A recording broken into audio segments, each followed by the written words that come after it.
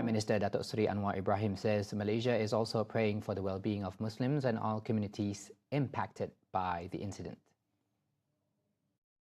Anwar at the same time hopes that peace, justice and stability are restored as soon as possible. He also stresses that Malaysia strongly condemns any military action that escalates instability and endangers civilian lives. The military attacks on Iran by the United States and Israel on Saturday so far claim hundreds of lives, including a group of female students at a school. Early Sunday, Iran's state media confirms that the country's supreme leader Ali Khamenei is killed in the attack on Saturday morning. According to state media, Iran declares a 40-day mourning period following the death of the nation's top leader. In response, Iran launches retaliatory strikes on United States military bases in Qatar, Bahrain, Kuwait, the United Arab Emirates and Jordan. Iranian missile strikes are also reported to hit several areas in Tel Aviv, killing one person and injuring 20 others.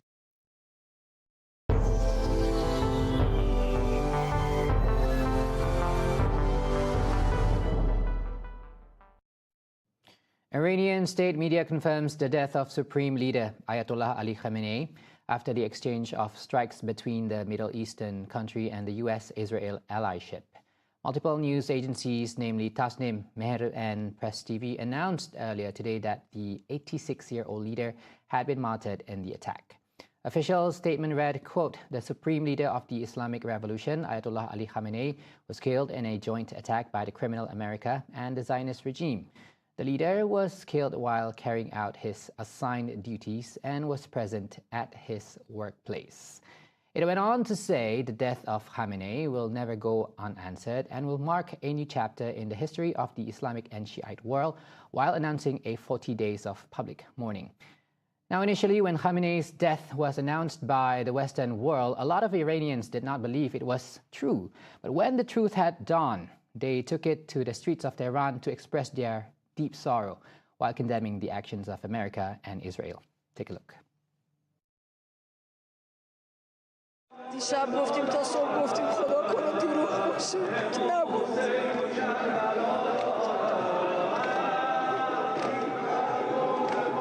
متاسفانه حقیقت بود والا الان که دیدید خودتون همه دوست دارن که این پاسخ واقعا محکم و تا آخرین لحظه باشه که این اسرائیل غاصب از روی زمین برچیده بشه همونجور که خود آقا گفته بود باید این اسرائیل از زمین برداشته بشه کاری هیچ چیزی نیستش که بتونه جواب همچین داغی باشه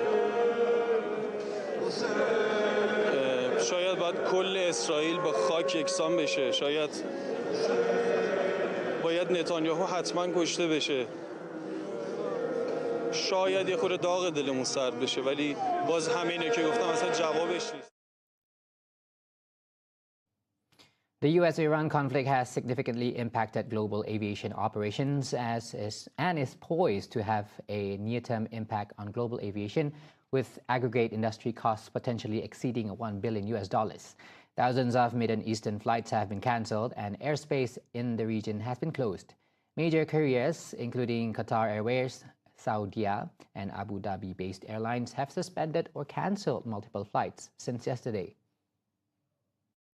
Meanwhile, Dubai International Airport, the world's busiest international airport, reportedly sustained minor damage in an unprecedented retaliatory attack by Iran, with officials confirming that 4 staff members were injured. Additionally, a drone targeted Kuwait International Airport, causing minor injuries to several employees and limited damage to Terminal 1. Bahrain International Airport was also hit by an Iranian drone, resulting in material damage but no loss of life. Meanwhile, at Zayed International Airport in Abu Dhabi, United Arab Emirates, 1 person died and 7 others were injured following an incident. GIIQI Global Chief Economist Shan Said states that airlines may need to restructure schedules or reduce capacity, which would impact connectivity. However, he opines that the ultimate economic cost depends on the duration of tensions, with longer disruptions causing broader economic ripple effects. Meanwhile, economist Professor Geoffrey Williams says the attacks on major hubs, including Dubai and Doha, will disrupt hundreds of flights per day, affecting more than thousands of passengers, as well as cargo shipments and tons of international air freight. Williams says that if the airspace closures persist, passengers and customers will unfortunately have to bear the costs. Still on the conflict, former Pentagon security policy analyst Michael Malouf says the attacks on Iran are unlikely to trigger regime change and risk escalating into a wider geopolitical confrontation. Speaking with RT International, he says the timing of the attack had likely been finalized during Benjamin Netanyahu's visit to Mar-a-Lago on February 12th, during which nuclear talks between the US and Iran were ongoing in Tehran. Malouf claims that the U.S. has always done Israel's bidding, with Netanyahu having Trump under his control. Though Trump openly declared his goal to force regime change in Tehran, but efforts to topple Iran's government would face major obstacles. Even with the passing of Ayatollah Ali Khamenei, Malouf says the Islamic Revolutionary Guard Corps would likely keep the country functioning as a cohesive nation-state. At the same time, he describes the strikes as part of a broader strategic confrontation extending beyond Iran's nuclear or missile programs, noting how the U.S. president has been openly critical of BRICS and China's Belt and Road Initiative. Amid the uncertain situation in the Middle East, back in Malaysia, Wisma Putra on Sunday released a travel advisory for Malaysians in 7 countries. In a statement, it warns renewed military strikes and heightened security responses in parts of the region have reportedly caused airspace closures and flight disruptions in Iran, Iraq, Jordan, Kuwait, Qatar, Bahrain, and the United Arab Emirates, UAE. Malaysians are also advised to postpone all non-essential travel to these countries until the security situation stabilizes. The advisory follows the latest military attacks and heightened security measures, including airspace closures and flight disruptions in the affected countries. Wisma Putra also urged Malaysians currently in those countries to be prepared for sudden changes to flight schedules, airport closures, and possible travel restrictions. All Malaysians living in or traveling within the region are strongly encouraged to immediately register and update their details with the nearest Malaysian embassy or diplomatic mission.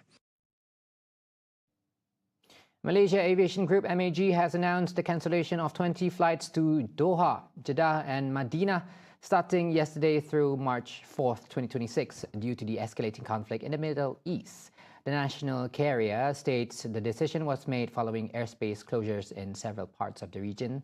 All other flights, including those to and from London Heathrow, LHR, and Paris Charles de Gaulle, CDG, are operating as scheduled for now.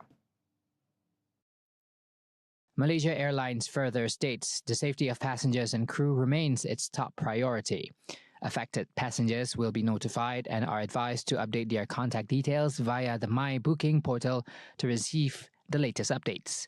Assistance is also available through the airline's live chat service on its website or by contacting the Malaysia Airlines Global Contact Center at 1300 88 3000 within Malaysia or +603 7843 3000 for outside Malaysia. Meanwhile, Prime Minister Datuk Seri Anwar Ibrahim wants an immediate investigation to be conducted on the individual who trampled on the Al-Quran and published it online. On Facebook, he states the Madani government will ensure that justice will be prioritized to ensure the nation's peace is preserved.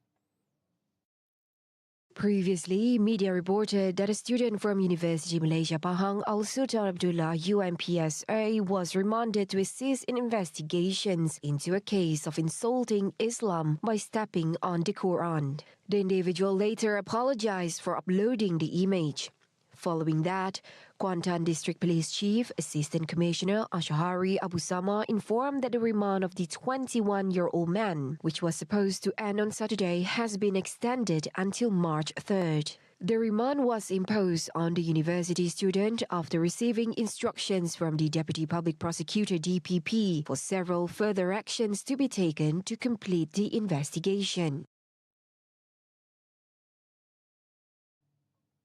Now on to lighter news. This year, the Federation of Chinese Associations Chinese New Year Dinner 2026 carries a deeper meaning.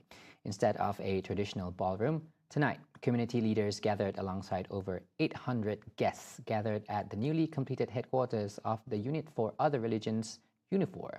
Cheryl Shaminato is over at the event with the details. Over to you.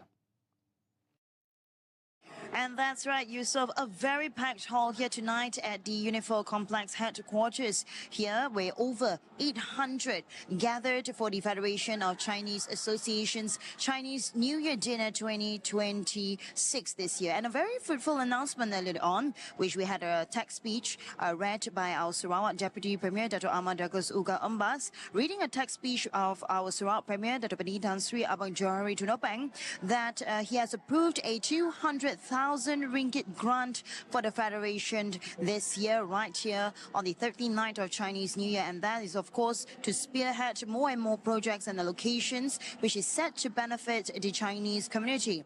Now, also reading the Premier's speech, our Sarawak Deputy Premier also had a clear message saying that Sarawak's success belongs to every Sarawakian. He also praised the Chinese community's role as from business to education, and also doubled down on the support for Chinese schools, which now has grants up to 10 million ringgit annually. Now, he also made a direct appeal to the younger Sarawakians abroad to also come back to serve for Sarawak and join the civil service, is which he says the future belongs to Sarawakians. Now, of course, we also had that done also earlier in the speech on the states' rights, as the also on behalf to keep it firm, but also measuring, saying that the government will fight for Sarawak's oil and gas resources, but through cooperation, not confrontation. Now, there's more also. For more further insights, please stay tuned to TVS's official website at tvsarawak.my, and of course across all social media platforms. Over to you, Yusuf. Thank you, Cheryl. Now, 2 local men were arrested by police for allegedly possessing methamphetamine during Optapis Khas Sarawak 3 2026, conducted around Nangga Padai and Ulu Bawan last Friday. The afternoon raid led to the discovery of a packet of crystal substance believed to be meth in the possession of one of the suspects. Further urine screening tests found both men positive for methamphetamine and amphetamine. The case is investigated under Section 12(2) of the Dangerous Drugs Act 1952 for drug possession, which carries a jail term of up to 5 years or a maximum fine of 100,000 ringgit upon conviction. Similarly, they are also investigated under Section 15(1)(a) of the same Act for drug abuse, which carries a jail term of up to 2 years or a maximum fine of 5,000 ringgit upon conviction. Meanwhile, Kanawit District Police Chief stresses that operations will continue to curb drug abuse and trafficking activities in the district. Therefore, members of the public with information related to drug activities are urged to contact the Kanawit District Police Headquarters Control Center. Get all the updates you need all in one app. TVS Inspire brings you live updates on events, news and programs. Available now on the Apple App Store and Google Play Store. TVS Inspire, world on your screen, anytime, anywhere. And those were the updates on TVS Nightline. Thank you for watching. Assalamualaikum and good night.